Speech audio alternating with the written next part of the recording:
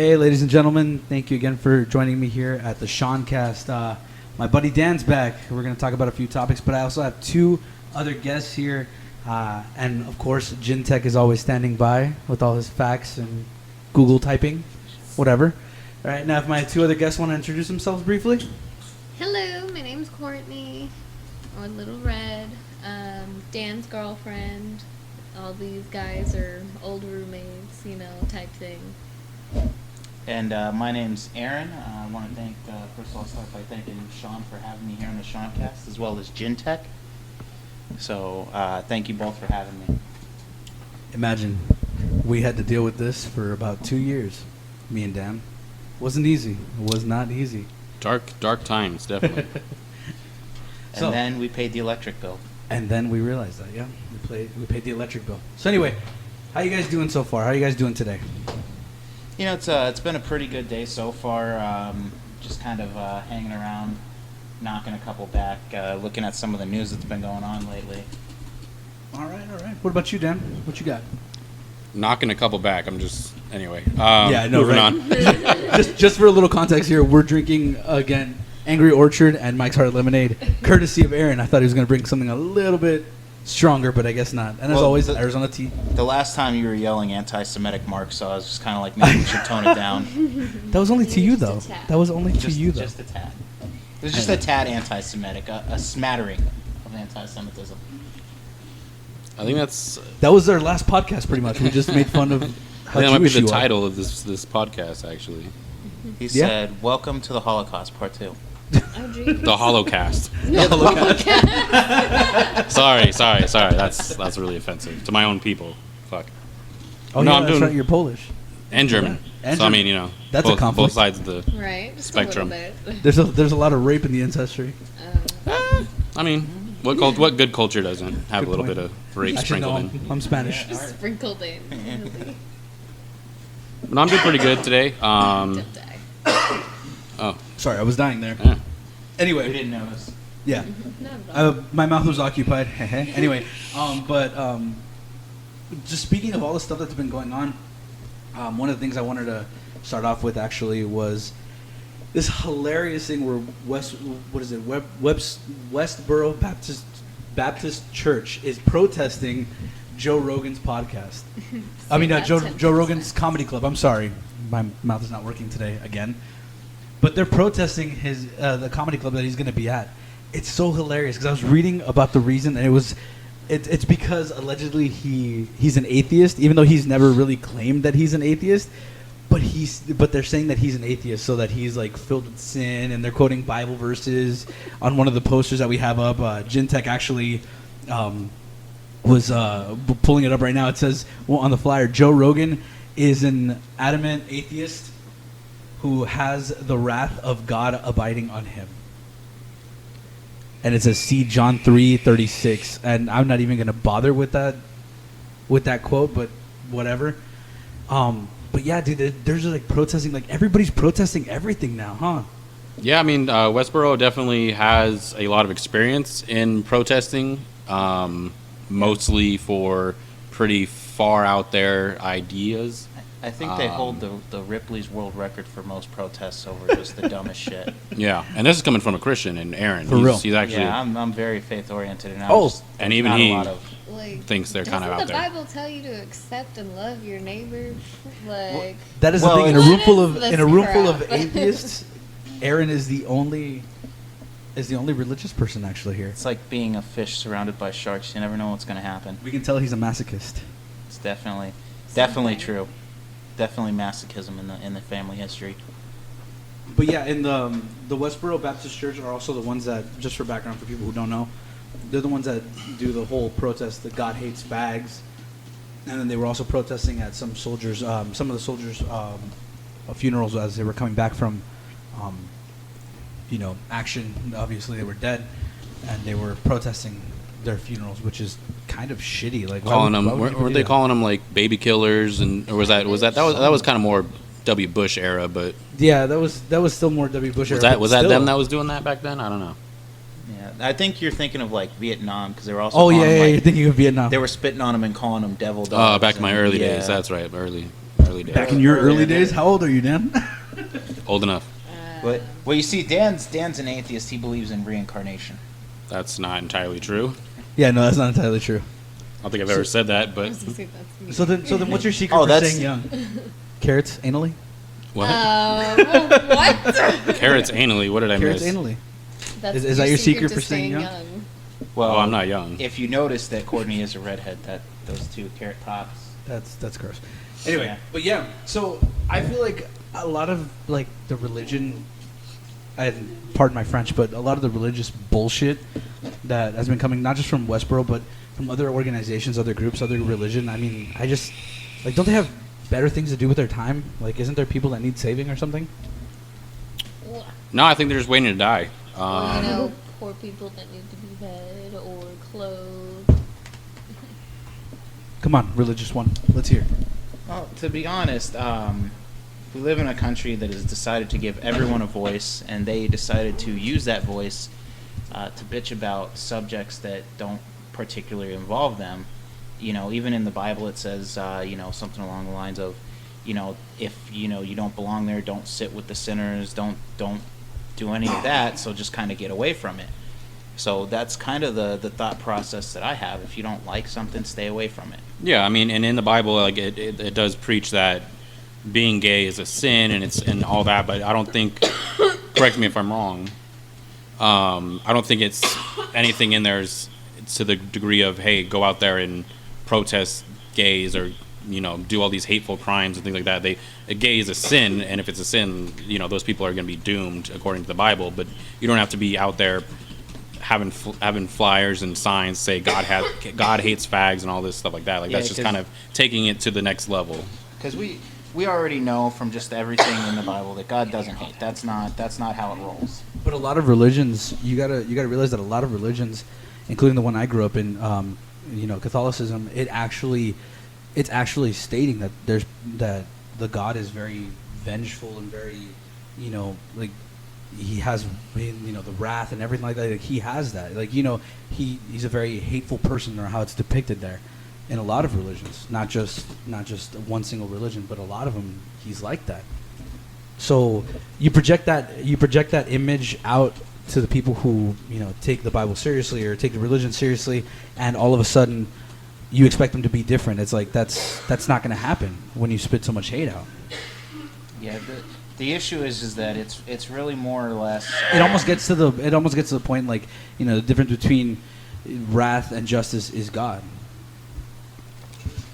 I wouldn't say so much that, because you're looking at wrath is kind of what follows justice at that point, even in the religious spectrum. Like, it's kind of what comes. It kind of what comes after. It's the following. It's the judgment and then the wrath. It's not wrath follows and then justice comes next. It's really about, more or less. To be quite honest, it's more or less about the end. When everybody's at the end of it, that's kind of when the judgment takes place. That's when the wrath happens, because you have all that time, and a lot of Christians say don't wait because you don't have all that time, but really you have all that time to kind of repent and make up for it. But in the sense that if you don't feel like you're doing anything wrong, you don't repent. I mean, But that kind of takes the responsibility out of your hands. Like, if I get up and kill Tyler, I'm just like, oh, it's okay, because I could just ask for forgiveness later. Like, that's my basic point of that. The basic idea behind that is, and a lot of people misconstrue that, Because if people you end up being a saint on Sunday, and then Monday through Saturday they're pieces of shit. Like, some are. Not saying that all religious people are pieces of shit, but some act like complete assholes. And then on Sunday they're all just like, oh, you know, It's just the mask. They Yeah, put on the it's just- mask, and exactly. I've gone to church a lot, and there's, you know, not like, again, not blanket statement, but there are a lot of people that are like that are Yeah. two-faced, or put the mask on and act like they're all holy and all that, but then do the same things that we all do and act like they're above us or better than everybody else. Right. Exactly. Right, and those are the people that we kind of that I especially shy away from.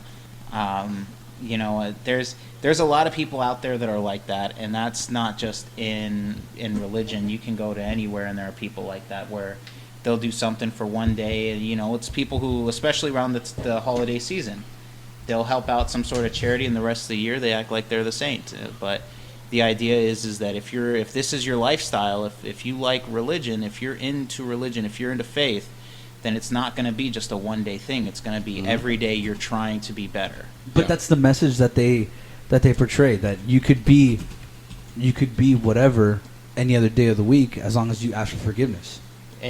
And I can tell you right now, that's definitely a wrong way to look at it. As- That's definitely a wrong way to be. I think we need to make this distinction though, because like in Catholicism at least, is like it's not just accepting God as your Lord and Savior into your heart and all that. It's like you have to do good deeds and like be a good person to get to heaven. Like Christianity is just straight up, you accept him, you're good. You can accept him and then go kill 100 people and you're still good because you accepted him. As long as you like truly believed it, truly accepted him, whatever, you're good to go. But like Catholicism, I think they like you actually have to do good deeds, do certain things. It's not just accepting him. Like that's part of it, but that doesn't just get you in automatically. There's a but few also things, you got to remember in the medieval times it was the Pope who was on a horseback with gold-plated armor lopping off people's heads. I mean, that was all supposed to be in the name of the Lord and Savior. Right, and that's kind of why I took over the more Protestant belief system, is because of the whole battle pope idea. We wanted to kind of stay away from that idea, but there is some rules in actual Protestant religion that in order to be saved, you do have to be baptized at least once. You can multiple times, but that's kind of like if you did it the first time and you were honest with it, why would you do it again, But you can't blaspheme, there's a couple commandments in there that we do have to follow. I think there's about 10 of them. We also, there's that. We do have to make sure that we keep the Sabbath holy, which is the 6th day of the week. For those of you that don't know, that's Saturday. Sunday is in fact the 7th day. So I mean, I think I'm not sure if you're really understanding my point or understanding my question, is if the people who are religious, most of the time those same people who are not exactly ideal people, Monday through Saturday, but are holy on Sunday or Saturday or whatever the case they may be on their day, why do they feel like they're superior to everybody else when they act the same way as us? You're absolutely right. I did misunderstand that at first. To be quite honest, I can't speak for them. I don't know why they feel like they're better than everybody else. I can't excuse them. I certainly can't judge them. But the only other thing is that I can say is that they're doing what they feel they need to do, and that's, in my eyes, I believe it's wrong, and they shouldn't be doing it, because if you're acting like you're better than somebody else, then you're obviously, it even says those who are first will be last and those who are last will be first. It's kind of the same concept. If you think you're better than somebody, you're really in a sense going to be worse than they are. Well, like, do you think that you're better than us in that case because we're atheists and you're religious? No, not at all. Well, okay, maybe I'm phrasing it wrong, but do you think that there's something that that we don't know, or there's something that for like? Do you think that you have some sort of secret passage that we don't because we're atheists? Not at all. It's all in religion. It's all about faith. It's not about the actual evidence. I don't have the actual evidence. It's all faith. It's all faith based. I'm hoping that it's better in the end. Is pretty much what the idea becomes. So, what exactly do you believe that happens to us at the end?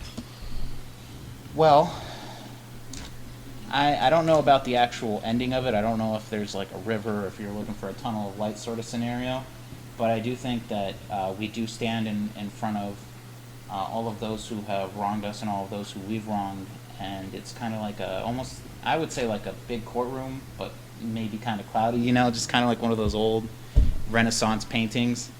But, it comes to a point where it goes through the list of everything you've done, maybe even to the point where it recaps over your entire life. Okay, so essentially you'd relive your life basically waiting to be judged? Something along the lines of like kind of... So could it be kind of like where people say, oh, my life flashed before my eyes when they were dying? Could that be kind of it, like them going through their life? Yeah, it's kind of like that, like reliving almost every instant, but it's almost like nigh instantaneous, where you see everything and it's just kind of right, like snap of a finger. See, I mean, I think part of it, as far as going back to your question of like why do certain like religious people think that they're better than those that are not religious, I think it comes down to, again, they're human. Everybody makes mistakes. They're not perfect just because they're religious.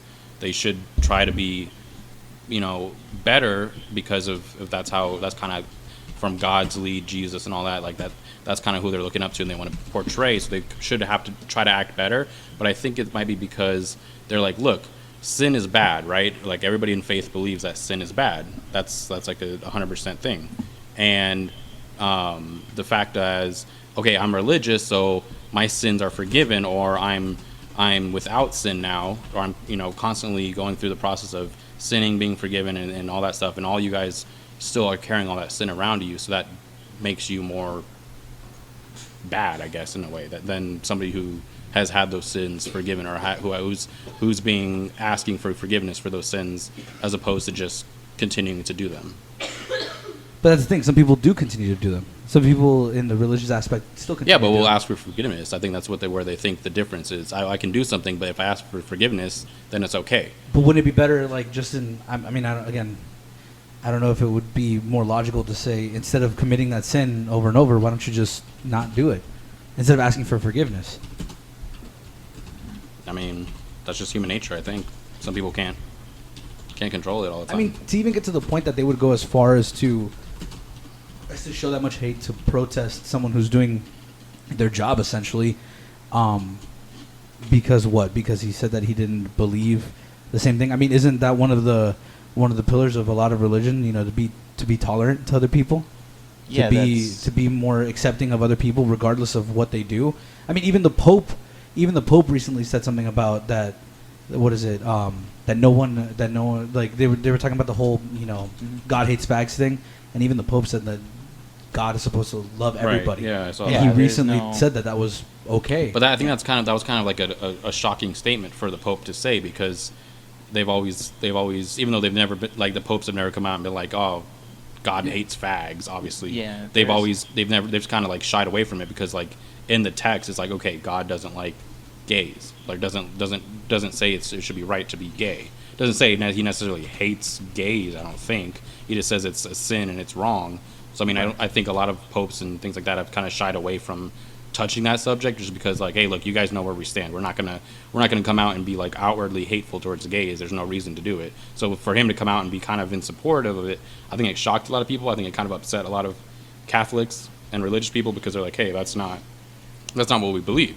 Yeah. But I mean, to a lot of other people, like outsiders, like, hey, look, at least that kind of makes sense. Like, hey, yeah, God wants you to be happy. If you're gay, if you're straight, if you're whatever, do what you want to do. But shouldn't that trigger some of the religious people to, like, open their minds and broaden their range in regards to that? If the Pope was able to say something as, God made you this way to, a random gay guy, shouldn't that be something that would open their minds? You would- like, you know what? you would- But Maybe that's tradition, though. You You would- can't change someone's mind in one day. Rome wasn't Right. built in a day. After, thousands and thousands of years of traditional Roman Catholic, you can't just say, hey, it's okay, and then expect them to immediately accept Yeah, it. That's and- not going to happen. And another thing too is, I like, these get it. people, like, if the Pope says something that they believe, they'll support it entirely, and they're like, oh yeah, the Pope is awesome. But as soon as he says something that is controversial, something that they don't believe in, they're like, oh no, he doesn't know what he's talking about. Like, he's human. He's not really the Pope. He's like, they'll come up with, as long as they follow what right, they because want, he's supposed to be like the main they'll stick vessel by to him. God. Yeah, and as soon as he says something contradicted, like controversial, they'll be like, oh no, like, he doesn't know what he's talking about. He's crazy. I don't know. I just I don't understand the. I guess what I don't understand is the whole radicalness of any religion. I mean, we're having that problem with, with like the whole Islam thing. Like, people are afraid of that because of the fact that there's extremists, but there's extreme in every single religion. Catholicism, Christianity, everything. There's extremes everywhere, and there's people who are, like you said, human, make mistakes, or are just plain crazy, that are willing to take that to the whole next level and actually start doing mass genocides, mass murdering of any kind, just because they feel that they're in the right, that they have God on their side. And that was the problem for many, many years. And I feel like it's somewhat still a problem now, because everyone is just at each other's throats about religion. I just think a lot of that stuff is kind of pointless now. Like, I mean, to the point where does the world really need religion at this point in time? As far as we've come, do they really need religion at this point? I don't necessarily know how to answer it, because like my take, like since I've grown up religious, kind of gotten over that or past that, and my whole idea and take on religion is that it started from a good place. It started as like, hey, look, we don't have like a law of the country. We need some sort of guidelines, some like bare necessity, like, okay guys, like you can't just fucking kill people. Like we need to put some fear in these people to actually listen. And you know, a lot of the 10 Commandments and like a lot of the things that they came up with was like, okay, it's to teach your children to like, hey, to be a good person, you know, don't kill people, don't envy somebody's possessions, respect your mother and father. Like that's all, those are all good things. You should all do those things. And so I think it came from like a good place, and then people just kind of ran with it, and it kind of got blown out of proportion, and they kind of got too, you know, they started making money off of it. They started, you know, controlling masses. They could control whatever the narrative or whatever they wanted, and it kind of just it lost, I think, the main point of what the religion was to just be a good person. Right, and you know, the old saying that the road to hell is paved with good intentions. Right. So I mean, I definitely understand where both of you are coming from, and to be honest, you know, even from my standpoint, I don't really know how to handle it. I honestly would believe that yes, the world does need some religion into it, but in itself, you know, it doesn't need the people that are going to go about and, you know, firebomb places in the name of God, and, you know, to hurt people and destroy lives because they feel like it's a righteous cause. You know, that's the same people who, you know, that's just like something that, you know, forgive me, but that's something that PETA actually would have done when they hired, you know, when they backed the guy that firebombed all those testing facilities because they felt like it was right. So I mean, it goes around in all sorts of walks of life. There are people who are just normal and believe something, and then there are people who just overstep. They become zealots. And yeah. It's just. And I think in kind of like a broad sense of it, like any group of people, religion, political, like any group of people, you have like a set of morals that you stick to, but you can kind of blend the line between wrong and right if it's in your favor. You know what I mean? Like, okay, right. I don't believe in killing people. That could be like a blanket morality statement, right? A lot of, like, everybody would say that, right? Except but then people who deserve it, like, yeah. But then you can extreme. blur the line of, okay, well, if somebody was doing this, and then I can blur the line. You know, as long as it works out in your favor, then you kind of like look the other way, like, oh, okay, well, even though that's a morality thing that I stand for, if it's in my favor, if it's benefiting me, or I think it's the right thing to do, I'll kind of allow it. But as soon as it's like, okay, well, somebody else does it, then it's automatically bad without realizing, oh, well, hey, maybe that's their. You know, I mean, it's just kind of hypocritical, I think. Yeah, right. And all those shades of gray, like the gray areas that you have there. I guess another question I was going to ask you guys. I mean, Aaron, you could stick with the same one if you don't have any other option. But if you had to choose a religion, which one would it be? You know, it's funny because I've practiced Judaism, I've practiced Christianity. One of the things that I definitely would love to look further into and would actually like to study, I would love to study the religion of Islam. It seems like it would be a good place to start. It would just kind of complete the whole thing. Islam. Okay, why Islam? Why Islam?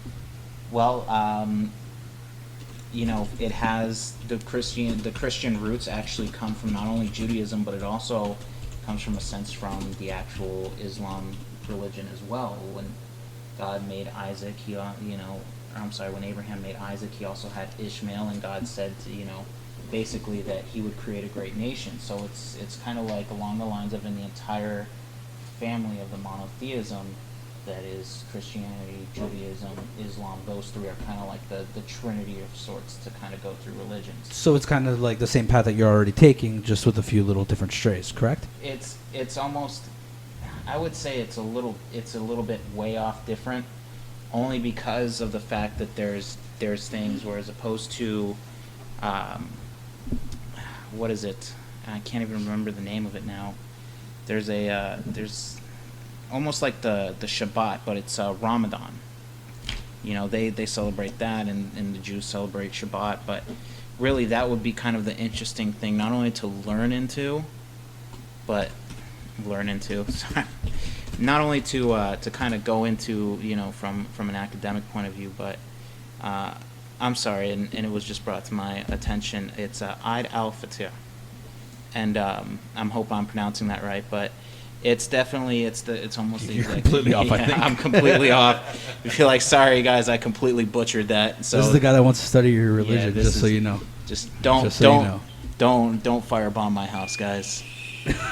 I know there's a few of you zealots out there. Don't do this. I don't believe in the Westboro Baptist. Don't hate me. But no, I think that's an interesting thing you brought up, Sean. Well, I think we can go around like what religion, even though like he's religious, none of us are really religious. But what religion is the most interesting, or which religion do you think you would actually take the time to kind of learn more about? Honestly, I would probably have to say I think he'd be like the Church of the Flying Spaghetti Monster type of guy. I think I would have to say Scientology. Scientology. No. What is that? No, I'm just kidding. What is it? I think I guess if I had to pick a religion, it'd probably be Catholicism, because I'm just used to that. But I guess if we wanted to venture into something new, probably Mormonism. Really? Yeah, I just want to have see a what bunch of the special underpants and have a bunch of kids. Oh, and the numerous amounts of wives. Hell yeah. Yeah. That's like every man's dream, I think.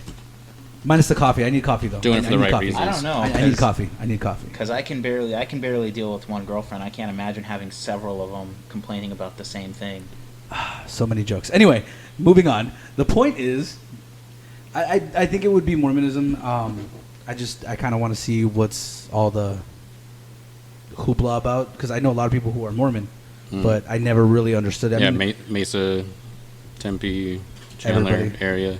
everywhere all the time. Yeah, it's funny because actually, my brother's ex-girlfriend recently left him because of Mormonism. She wanted to go be Mormon, and he's like, I mean, I guess. And she was like, well, you should do it with me. And he's like, I'm straight where I am. And the girlfriend was like, well, if you can't do that, then we shouldn't be together. Blah blah blah. And ultimately left him for Mormonism. Ouch. Yeah. Shout. I mean, I would have thought it would be for something else. Like, One of the things I have to question though is that with the whole women's rights, does that work? Like, do women get to have 7 husbands? I'm pretty sure it's one way, but I'm not sure. That would be a very interesting thing to learn. Oh, it's only one way. It's towards It's the only males. one way. You It's only- pig. You pig. You, Sexist pig. You sexist pig. we really put the glass ceiling on that one. See, now the feminists are going to be knocking at my door because you said that. Way to go. Not just the feminist Mormons. They're coming Feminist for you. Mormons. They're out there. Is there such thing as feminist Mormons? Please no. Please no. Please no. Please no. Please no. You know what? I would have to say if it has all sorts of walks of life, there would be feminist Mormons. But I think that would be kind of. I don't know. I don't know It'd be why, but kinda hard. my tech guy was actually looking up cows on here, and I got to say some of those udders are pretty big. Wow. Um, Astute big udders. observation. You know what? What about you, Dan? What would you be if you could choose any religion? Buddhist, I think. Buddhist? I think I would, yeah. I mean, I know a little bit about it. I think they're very peace-loving, easygoing kind of, I think Is that even still classified as a religion? I think it's more Buddhism? Of a, Yeah. It's a walk of life, ain't it? It's on the border. It's on the border? It's a toss-up. Yeah. Yeah, because they don't Like Because the they Mexican really- restaurant? Seriously. like Mexican restaurant. No, because it's just Wait, why is it on the border? We didn't hear that. Yeah. What was that? Is it like Pluto? no. We're there's not sure if it's a planet or not. well, I mean, there's Fucking kind of. Neil I guess you would say cafeteria Buddhists, where they don't consider it a religion because they don't believe that Buddha is a certain deity who was just one special person that Well, because created technically he wasn't a everything in deity. this- He was a... No, and that's why it's kind of in the gray area of being a religion, because with, say, Christianity, God created the earth. Obviously, there's that story of, 6 days of work, on the 7th he rested. But also, I mean, the just to be able to rub the belly, I think that's a pretty good perk. That's pretty cool. Yeah. That's definitely on the pro side of Buddhism. Having a belly myself, I know it's definitely good luck. Yeah. Said no one in the world with high cholesterol. Anyway, the point is, I don't know. I just I think it's getting to the a lot of the things that I read about religion. One of the things that I definitely see is a lot of ex-drug users turn to religion as part of like their 12-step program or part of their It's a coping rehab mechanism. Right. I get it. I get that it's a coping mechanism. I mean, as a ex-drug addict, I never really used God as a coping mechanism. Well, Like, it goes back to what I said before in the last podcast. You know, you just switch out one addiction for the other. Pretty much is the way I feel like it is. And a lot of people would disagree and be like, well, if you find God, you'd be able to, you know, relinquish yourself of all addiction completely. And I'm not sure if I buy that or not. I don't think I buy. I don't think I'm drinking the Kool-Aid on that one. That's not scientifically possible. just to kind of touch a little bit base with some of the history of those 12-step programs, a lot of them are actually originally faith-based. So there was a lot of 12-step programs that were faith-based, and then they became sort of like socially acceptable. It sort of ambiguously moved away. Were they kind of like a recruitment? It was Like, more like, hey, let's rehab these people, but also recruit them for our religion. Recruit them for the religion, yeah. It wasn't so much set up that way, but the mentality is that it's that if you can essentially lead them to God, you'll help them break their addiction. But the issue is that it turned into more of like, and I hate to use the word, it turned into sort of like a crutch at that point. That Right. the 12-step program is the only way to do it. And it was Just absolutely trading one not, crutch yeah. for the other. Right. It's absolutely not true. There's tons of ways to help yourself get clean that don't involve 12 steps, but more importantly, Cold turkey. It hurts like hell, but yeah, it works. And there's a lot of places like what is it? You know, I know that prisons don't do 12-step programs either. Right. Not a good example, Just but let you I sweat mean, it out. obviously, if it helps you in any way, I mean, go ahead and do what is best for you. I'm just giving my opinion here. Like, I think a lot of my opinion when it comes to religion is like you're pretty much giving the responsibility to someone else, saying, "Oh, but it's your fault. I did this again because you made me this way, because you essentially made me do it," rather than being like, you know, I did it, I fucked up, I made a mistake. Now it's time to go ahead and work at it again. You know, you blame God for the good things that happen. I mean, the bad things that happen to you, and then blame Him for the good things. It's like, you know, at some point you have to take control of your life and be like, this is what I did. This is all me. no, You get what I'm saying? You're absolutely correct, and you do have to take responsibility, and you do have to come face to face with the fact that you have sinned.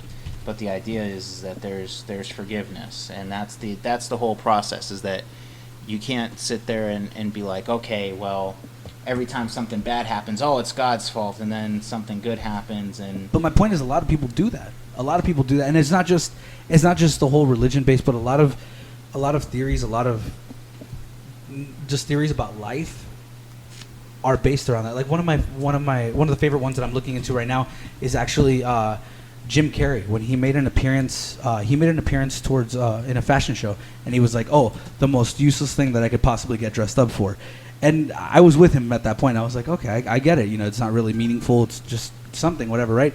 But he was kind of, I feel like now he's extinguishing the responsibility from himself. He's like, "Oh, well, I'm not even here. This is just a character I play. This is just energy that we're just floating around. It doesn't matter if he went out there and, like, let's say killed someone, or he did something really bad. He'd be like, "Oh, I don't know. That's just a character, bro. That's just my energy. That's the way my energy is. You know, nothing really exists. Nothing really matters." That I feel like that's kind of, and a lot of people are taking it like, wow, he's on another level. He's dealing with this depression. He's dealing with this, but I don't think so. I think he's actually doing the opposite. Now he's finding someone to blame rather than taking responsibility for himself and saying, like, you know what, this does matter. I matter. This whole thing matters, whether it does or it doesn't in reality, the overall spectrum. But taking that responsibility to yourself, or having that responsibility for yourself, should be noted. It should be noted. It should be mentioned, and you should feel either good or like a piece of shit for what you did. right. And to be quite honest, it's again, it's for the actual end of it. You know what I mean? Like, it's not for, you can't you can't absolve from man's law. Once you're doing something here and doing something, and praying for forgiveness, like I could have been caught for murder. I'm still going to be sentenced. I'm still going to serve out my punishment. I have to own up to it. But essentially what ended up with faith would be that at the end of it, that would be paid in full, and I wouldn't have to worry about that. So you're essentially serving your time still. You're still essentially here, and you're still essentially doing whatever happens sort of happens. Like if I go out and let's say I murder the tech guy, seems to be our theme. Essentially, I would be caught. I would be sentenced to prison, whether or not I go into lethal injection or whether or not it's a life sentence. That would be between what man's laws essentially stand for. Right. Whereas opposed to at the end of it, the judgment could be essentially different. And the whole time you're alive, you may feel the guilt, you may bear the burden of it, but that's your burden to bear. You can't go around and say that that burden belongs to the God. But you're talking about a punishment that's here. The reason I brought the religion up, the reason I brought Jim Carrey up as well, is because he doesn't believe. He wouldn't see it as a punishment. He's just saying, oh, this is just something that my character has to go through, not even seeing it as his responsibility at all. Do you get what I'm saying? Like at that point, at what point do you say, this is me, this is what I did, I fucked up? Because if, like you said, if you were to kill Gin Tech over here, or you would kill any one of our friends or anything like that, I would look at you different. Oh yeah, it'd definitely be the Gin Tech guy. But I would look at you. But I would look at you different. I would definitely hold you accountable. Be like, you did this. You know what I mean?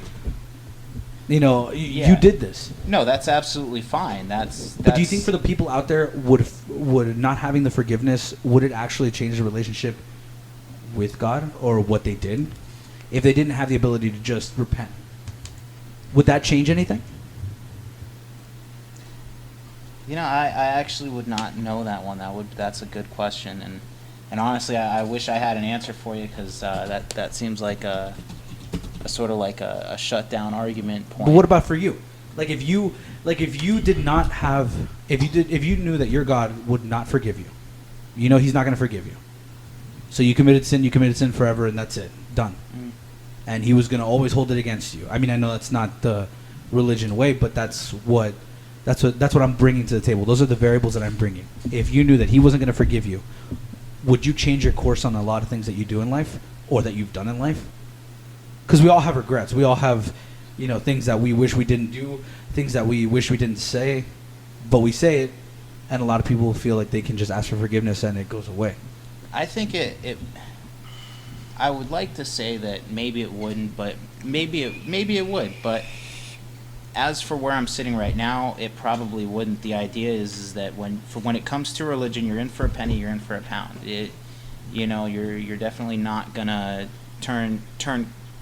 For lack of a better term, you're not gonna turncoat just because it's not going the way that you want to go for it. So it's. And that's for you, right? That's for me. So what about the people that you've witnessed that are not maybe as devoted as you or don't see the same things that you do? What about those people who are, what is it? What did Tyler say the other day? He said, what is it? Christmas Christians?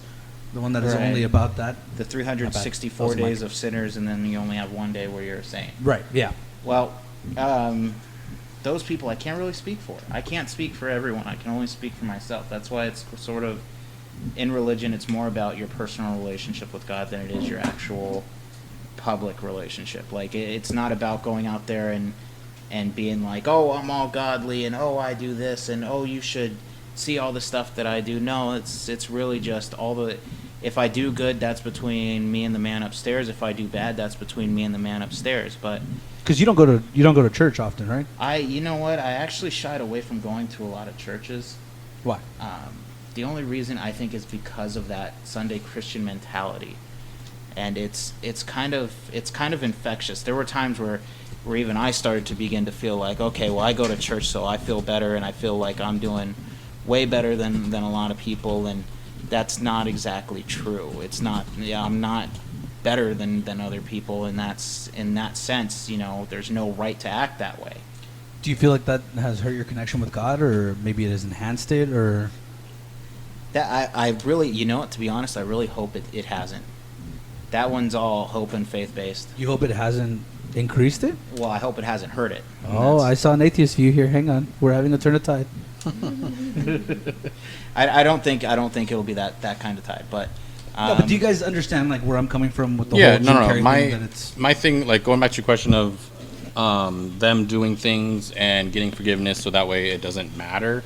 I think what the main thing is what defines what matters. Are you talking about in earthly terms? Because like we cheese sticks are what matter. Awesome. Are we talking about like earthly things that matter? Because like you said, you can commit a crime and you have to pay that punishment in earth. So it matters on earth. But if you get forgiven from God, then it doesn't matter in heaven. So it matters here, but it doesn't matter there. So I mean, it's kind of like, okay, you say it doesn't matter. It might not matter in heaven, but it would still matter on earth. You know what I mean? Because they still have to face that punishment. They have to face the repercussions for whatever their action were. right, as well as I get that point that it would matter here, obviously, but it wouldn't matter, in heaven because of the fact that they have to face the repercussions here. But almost the way Jim Carrey puts it, he's kind of saying like he doesn't. It's not him. It doesn't matter to him. It doesn't matter what happens or what he does or anything like that because it's not him. He doesn't care. That's kind of where I'm getting, what I'm getting from him.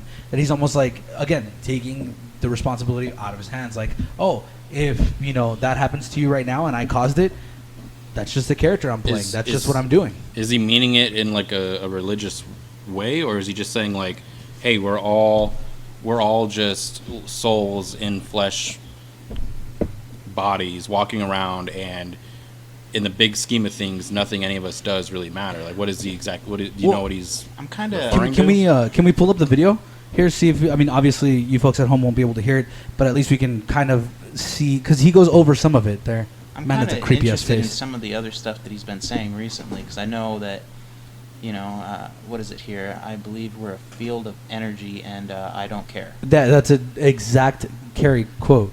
That's something that he actually said. We don't matter. He like. Can you play the video? 'Cause I think that would help out a lot. Oh, we're not able to. Okay. Well, I mean, I don't think you guys will hear it at home. Tech guy to get him.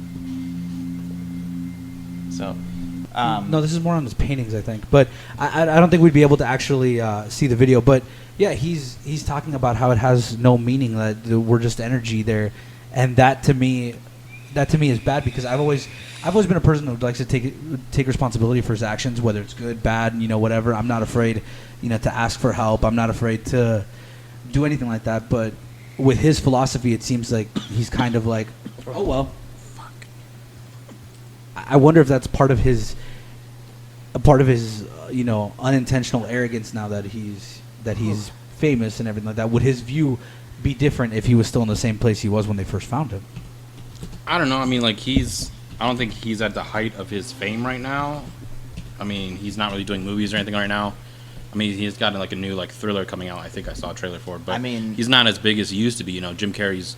But I think like I follow him on Twitter and stuff, and the things he's posting, like I definitely think.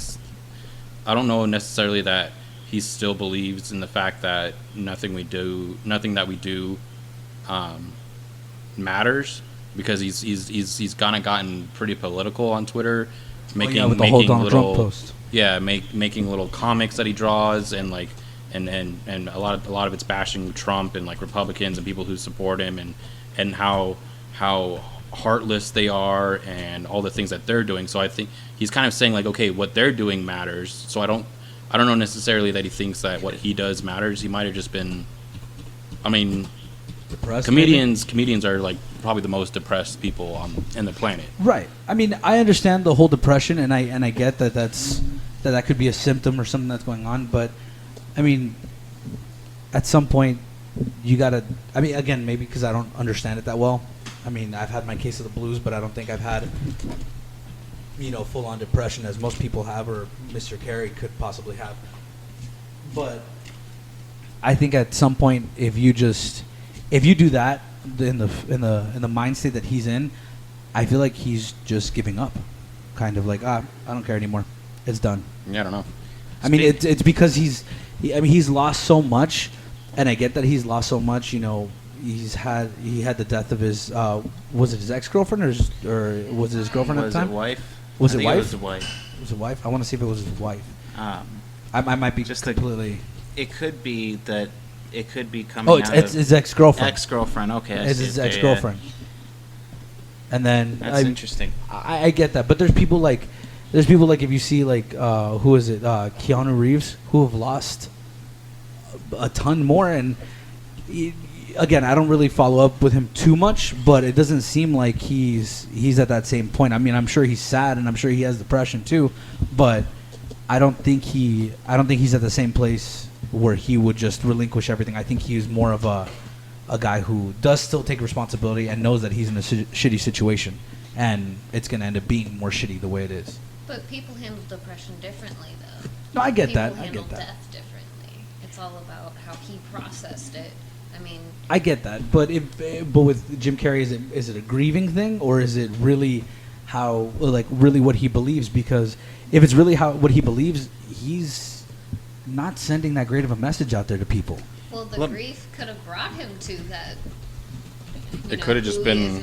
It could have just been like, hey, look, I mean, I don't know. I don't know anything really about the story about his ex-girlfriend dying or anything like that. But it could have just been like, hey, look, she had so much going for her. She was such a great person. She did all these things to be a good person, and in the end, it didn't matter because she died of whatever it was, something that took her, obviously tragic, and kind of took her too soon. Suicide, maybe. Was that what it was? Suicide? She killed herself? Yeah, it was suicide. Okay, so I mean, maybe he's like at the end, it doesn't really matter because. I mean, I'm just guessing. I don't know what the situation was, but I'm just saying maybe that's what it was. That he saw somebody who he thought was a good person and had everything going, and at the end it doesn't really matter because depression and things like that can still completely just take your life. Yeah. Right, and just to kind of touch base, you know, I think there's a great many among us who would do partially the same thing in his shoes, where, you know, maybe at that time that a lot of things didn't matter, a lot of things don't matter, you know, just like Courtney was saying that. You know, when you're in that kind of slump, when you're in that mindset, it's, you know, it's one of those phases that you go through. Does everything matter? What matters? What's important? What's not? And why should I care?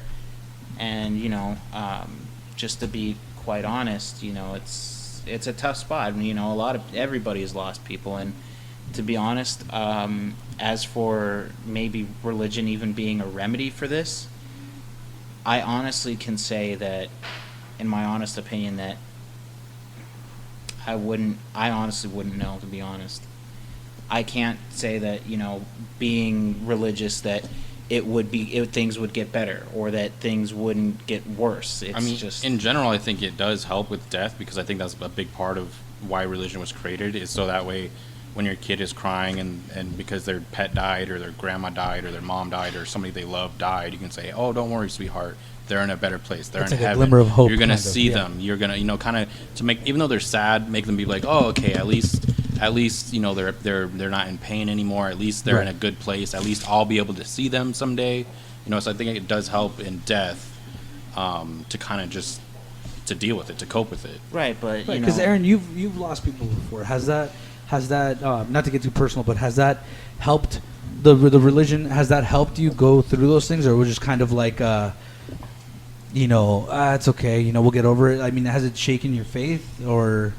Absolutely, it was a lot of things. When you lose someone, it's traumatizing, and it's one of those things that it is a big faith shaker. But that's the point, is that if you're, like I said earlier, you know, if you're in for a penny, you're in for a pound. So if you know, if bad things happen, you should be religious. If you're religious when good things are happening, you should be religious when bad things are happening. But did it help you through the grieving process? Did it help? I can honestly say it did help a little.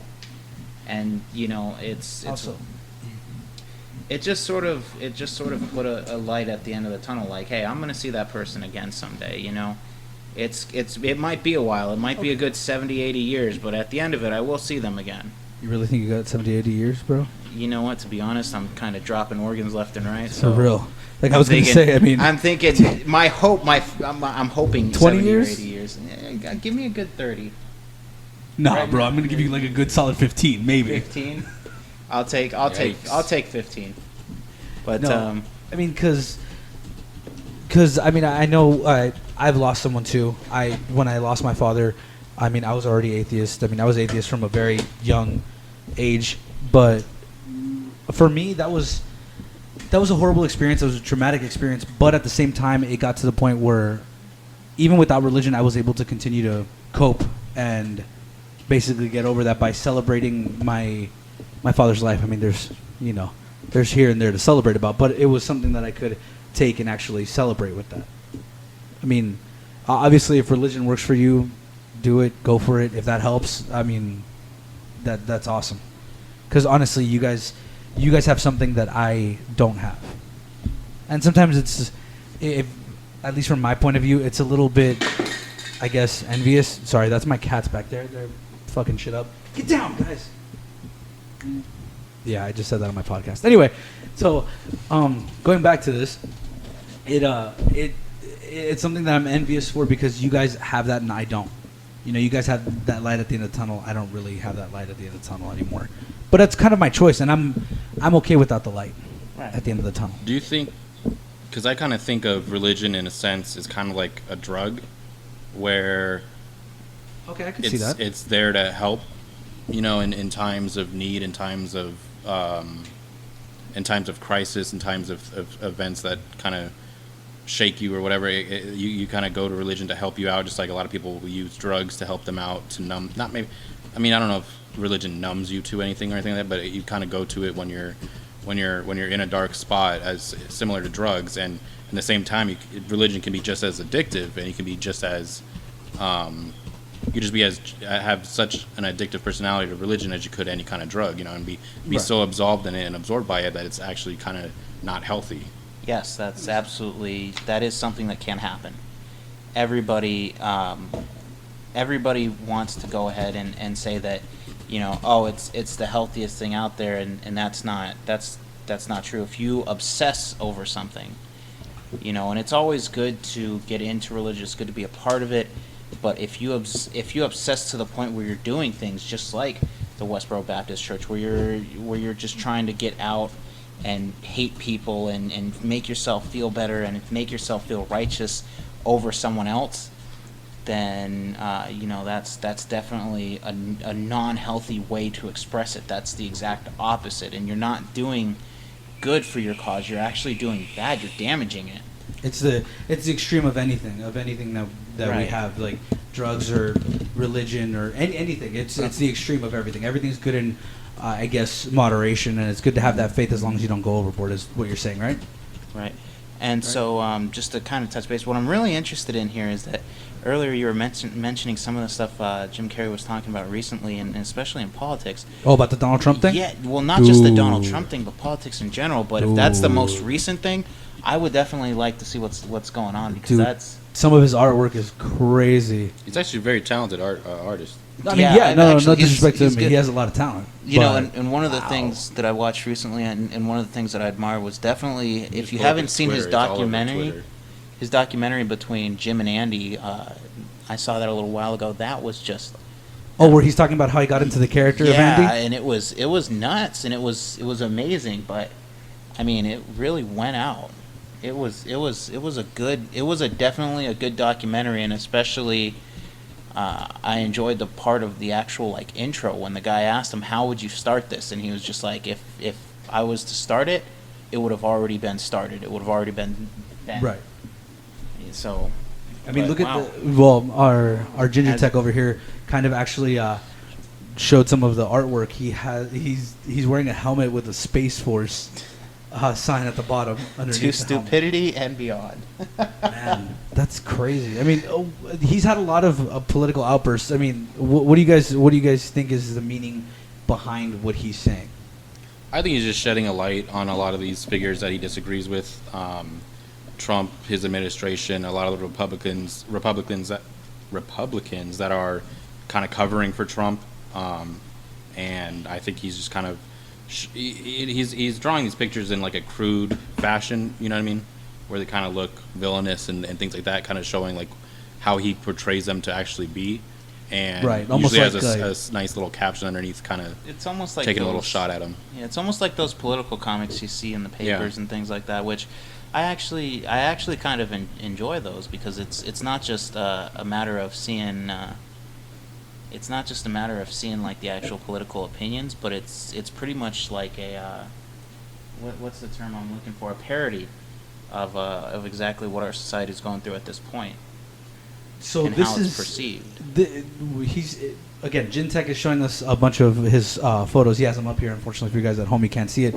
But here's one where it has that iconic picture of the things that the decals that you put in the back of the truck where they're pissing on something. Usually, it's like a sports team or whatever, Arizona Cardinals. But there's this is the thing of a decal, and it says "Here lies number 45," and it has the wig of Donald Trump on top, and it says.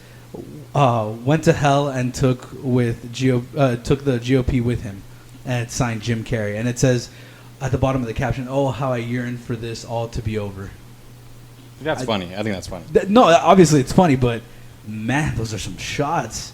Those are some shots. Like even the ones that he has of him and Kim Jong-un, like, he has a bunch of political art and all that stuff, and like I mean, obviously he's against what's going on. And, I mean, for good reason to be. I mean, a lot of the stuff that he's done is... He's either not kept all his promises or he has done something so far to one side that it's almost unbelievable how... Like, he made comments the other day about the California wildfires. I don't know if you guys saw that. I actually did not. Please continue. Sorry about that. I was taking a hit off my vape. He was talking about how California was not using their water correctly or something like that, right? Or like they weren't using they basically were saying that they didn't have enough water to combat these wildfires, while a bunch of other people, including firefighters themselves, were saying, no, that's not true. We have that, and he had to kind of push aside a lot of laws that for endangered species that are in the ocean, just to be able to use the water from the ocean to extinguish these fires. Like here's his tweet directly. It says California wildfires are being magnified and made so much worse by the bad environmental laws, which aren't allowing massive amounts of readily available water to be properly utilized. It is being diverted into the Pacific Ocean. Must also tree clear to stop fire from spreading. Now that last Which one obviously is a mistweet, which he's very known for. Yeah. Right, that's definitely one of those alternative facts we've been hearing about. Yeah, but I mean, like, what do you guys think about that? What do you guys think about those laws that he's just completely casting aside, that protect the environment in order to extinguish these fires? I mean, not that we don't want to extinguish these fires, but even firemen have said that they have enough water to combat this. Why would you push so many laws? I just think to put it simply, I think he's an idiot, and he doesn't understand that there are certain things in place and systems in place in these situations. He thinks, I want to do something, so I'm just going to go and do it. And it's like, okay, well, you can't just fucking do that. And he's saying all these outlandish things that aren't true because he doesn't. Either he's not listening to his briefings, or he's just not attending his briefings, or Mentally? he can't retain his briefings. I don't know what it is. He just doesn't understand what's going on, and he's saying these things like, "Oh, they're mismanaging the water. They're not doing this and this and that." And everybody's come out and be like, "That's not the case at all. These fires are being worse because it's so hot, and the environmental situation that we're in right now is a hotbed for all these fires to keep coming up. It has nothing to do with the fact that we don't have enough water." Right.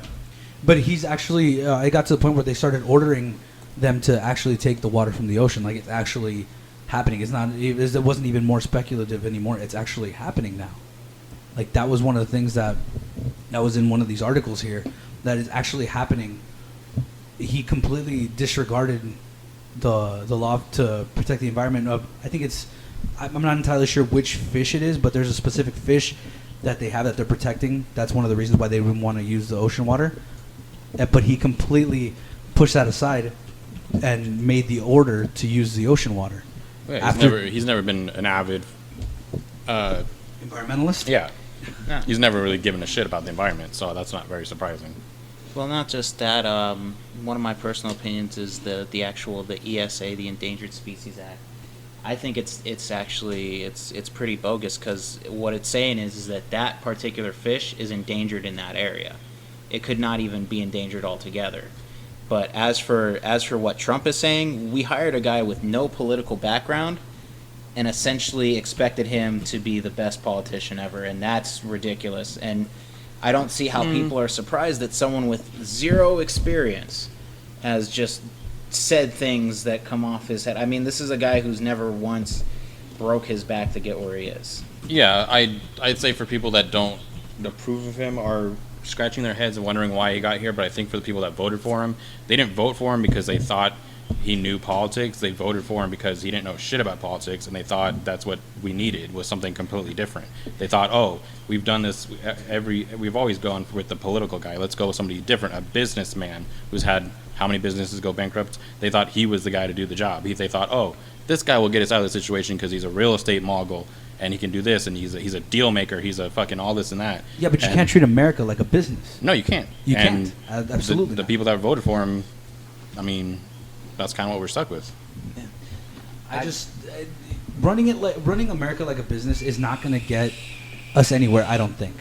I mean, especially like you said, comparing all the companies that he's put bankrupt because of his leadership. Maybe that's also not a good idea to have him be in charge of a business either. Right, and to be quite honest, again, it always baffles me that people pull up these tweets and they pull up all this stuff and they look at all the news and they're like, wow, he really said that? Like, at this point, I would put fucking dollars to donuts that he's going to say something ridiculous and dumb, and it's just going to make everybody look really bad, especially coming from an American point.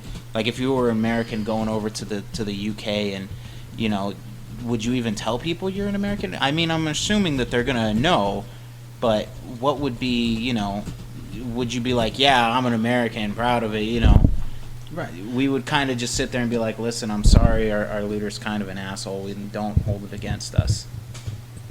Right. No, I understand. I mean, and then going back to the whole thing that I was just saying, I mean, I was just thinking about it while you were talking. Is that just the way businessmen are, or is it just, is it just Trump? Is it just Trump's leadership that's, making things the way it is now? Or what if we would have gotten another businessman? Maybe another businessman might have handled things differently, might have, changed certain things, might have done certain things differently in order to maybe preserve the environment or anything like that. Like, what if we gave the key to the White House to Elon Musk? I mean, with recent Elon Musk news, that probably wouldn't work out very well either. He seems to be kind of like a man-child to a certain extent, in the same way Trump is. So I mean, right. If it's a lot of people are comparing him. If it's an actual legitimate businessman who knows what he's doing, maybe it would work. I don't know. I don't think that's the route we should go, but definitely electing. Yeah, no, definitely not. Definitely Sorry, electing, I love you, but no.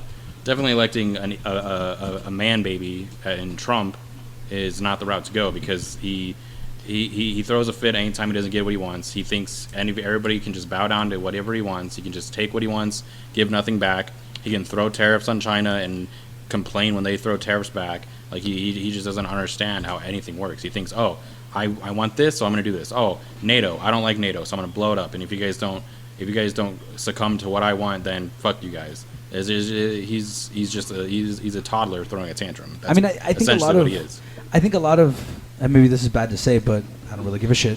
Maybe a lot of millionaires or a lot of billionaires, businessmen, guys like that, maybe they're all like that.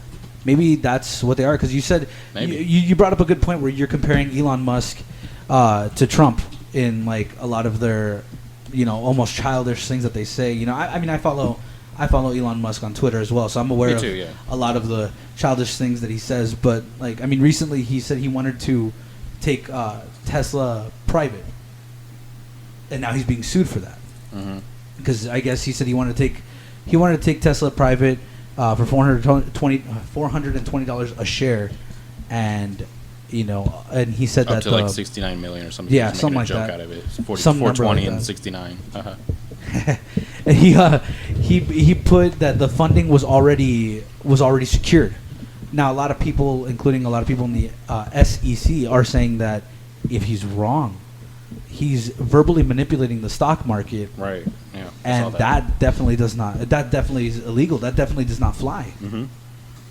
I mean, I mean, this is more physical, but even this is more physical manipulation of the stock market. But even Jordan Belfort suffered some of the consequences for that, from manipulating the stock market. I mean, his was actual, like physical, but Elon Musk was more verbal. I think Elon was either being, because he's kind of known to be kind of just says whatever the fuck he's thinking. You know what I mean? Like he makes flamethrowers. He launched a car into space. Like some of the stuff his companies and things are doing are really groundbreaking and I think good for humanity long term. I don't know how much a hand in it he has, but things he says on Twitter and things like that, I think he doesn't fully understand how things work. He's trying to change the status quo. It's like, oh, we can't do this because we don't have funding for NASA. Okay, well, I'll just do it myself and I'll throw a car up in space because I got a bunch of money and I can do it and I want to do it.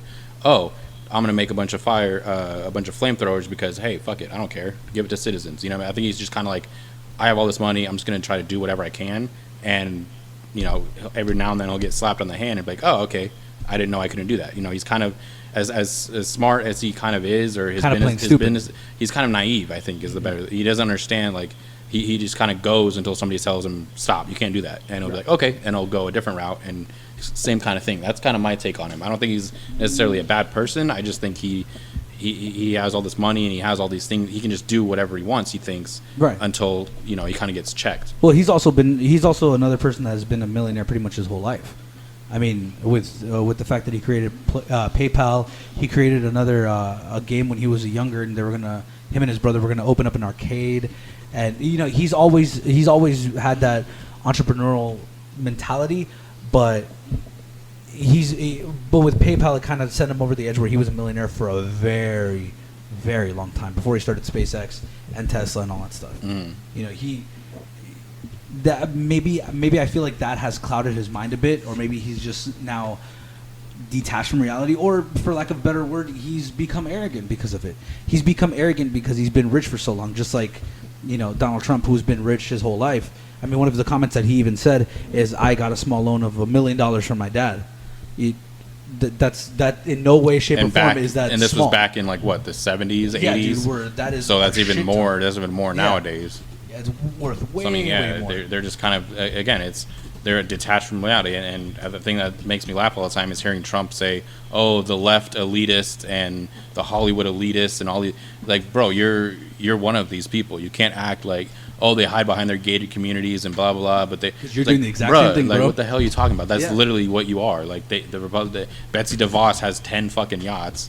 Yeah. Like, the Secretary of our Education has 10 yachts, and like these people, we're expecting these people to have the same kind of grasp on reality that we do. It's just not going to happen. They're in a totally different world than we live in. Right, exactly.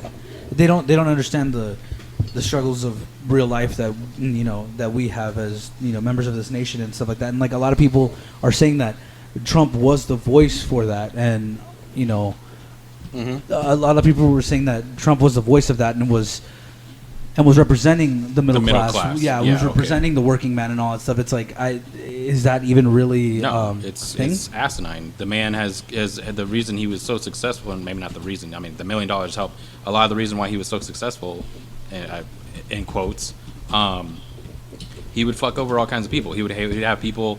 He would have carpenters. He would have builders, construction workers, and things like that. Complete a job and just wouldn't pay him. I forgot. He wouldn't pay him, and it's like, this guy has fucked over the middle class his entire adult life. Right. He's now, what, 70 some shit odd years, and why do we expect him to change now? He's not for the middle class. You're too far gone to change. You guys were duped. This is the same guy I thought I heard that didn't he write like a 6-page pamphlet on how to peel a grape? Is that just one of the rumors? Yeah. Trump? I don't know about that. No, I've never heard that. I don't know. I think that was. I don't think he did that. I mean, he's a scam artist. He's a fraud. He's a salesman. He's a salesman. That's what he is. He's a salesman. He appeals. Yeah, like shiesty car salesman. Like. Yeah, exactly. He appeals to the people that know that they're going to buy the product.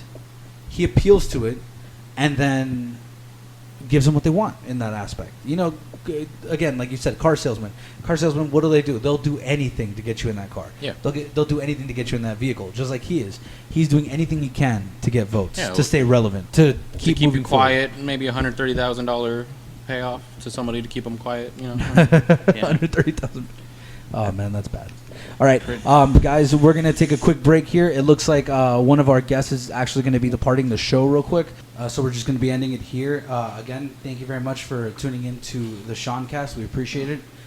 Again, I just want to give a quick shout out to my buddy Steven Ryan, who actually let us use his music for the introduction and the outro of this podcast.